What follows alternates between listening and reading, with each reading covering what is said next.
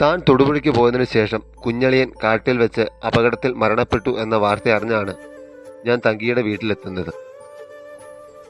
എന്നാൽ ഇദ്ദേഹം എങ്ങനെ മരണപ്പെട്ടു എന്ന് ഞാൻ പലരിൽ നിന്നും അന്വേഷിച്ചറിഞ്ഞത് പ്രകാരം എനിക്ക് കിട്ടിയ ഉത്തരം ഇങ്ങനെയായിരുന്നു.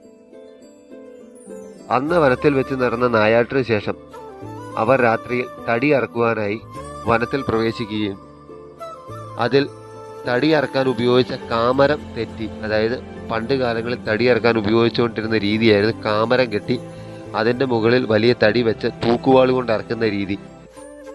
ആ മരം തെറ്റി ഇദ്ദേഹത്തിൻ്റെ പുറത്ത് വീണു എന്നും അദ്ദേഹത്തെ ഭയം മൂലം ഫോറസ്റ്റുകാരും വനപാലകരും പോലീസ് ഉദ്യോഗസ്ഥരോടും മൂലം ഉള്ള ഭയം കാരണം അന്ന് കൂട്ടത്തിലുണ്ടായിരുന്ന സഹപ്രവർത്തകർ അദ്ദേഹത്തെ വനത്തിൽ ഉപേക്ഷിച്ച് കടന്നു കളഞ്ഞു എന്നുമാണ് പറയുന്നത്.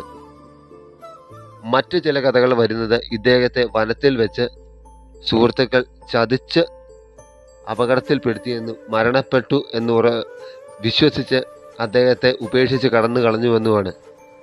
പിറ്റേന്ന് തൻ്റെ ഭാര്യ അദ്ദേഹത്തെ കാണുവാനില്ലെന്ന് സഹോദരനോടും മറ്റു ബന്ധുമിത്രാദികളോടും പറഞ്ഞതിന് ശേഷം വലിയൊരു സംഘമായി തിരിഞ്ഞ് കാട്ടിൽ അന്വേഷണം നടത്തുകയും അദ്ദേഹത്തെ ജീവനോടെ കണ്ടെത്തുകയും ചെയ്തു. എന്നാൽ 14 ദിവസങ്ങൾക്ക് ശേഷം അദ്ദേഹം കോട്ടയം മെഡിക്കൽ കോളേജിൽ വെച്ച് മരണപ്പെടുകയായിരുന്നു.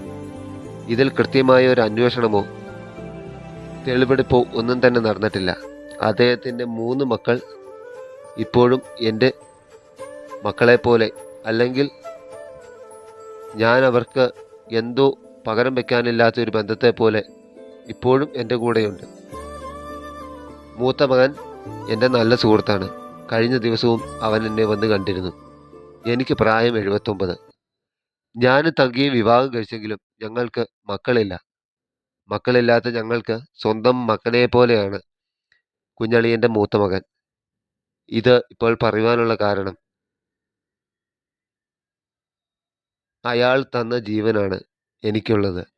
എന്നാൽ അയാളെ എങ്ങനെ കൊന്നു, അല്ലെങ്കിൽ കൊല്ലപ്പെട്ടു, ഇല്ലെങ്കിൽ മരണപ്പെട്ടു എന്നുള്ളത് ഇപ്പോഴും ഒരു ചോദ്യചിഹ്നമായിട്ട് അവസാനിക്കാത്ത ഒരു ചോദ്യമായിട്ട് തന്നെ നിൽക്കുന്നു.